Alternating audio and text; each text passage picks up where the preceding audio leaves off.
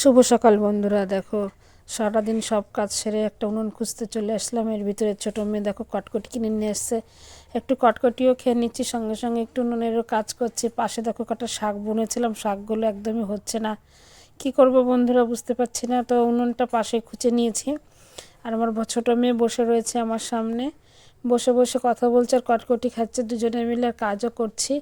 আর দেখো মেলাটাও অনেকটা ডুবে গেছে, মানে বিকাল হয়ে গেছে, এখন 2-3টে বেজে গেছে, মেয়ে স্কুল থেকেও চলে এসছে। তা আমি ভেবেছিলাম যে এই দুপুরবেলা উনুনটাও একটু জাল দিয়ে নেব। আজকে বারটা শুক্রবার ছিল, এই বুধবার ছিল, সেই জন্য জালের ইয়েটা দিয়ে নেব। তার জন্য ফটাফট করে উনুনটা রেডি করে নিয়ে দেখো একটা হাঁড়ি আর একটা কড়াই বসিয়ে দিয়ে জাল ধরিয়ে দিলাম। কিন্তু বুঝতে পারছি না যে উনুনে জাল উঠবে কি না, তবুও একটু বসিয়ে দেখছি যে উনুনটায় তো নতুন উনুন, তো জালটা ধরিয়ে দিই, তাহলে একটু সুবিধা হবে না, যে অন্য কোনো দিনে কোনো কি করা যায়।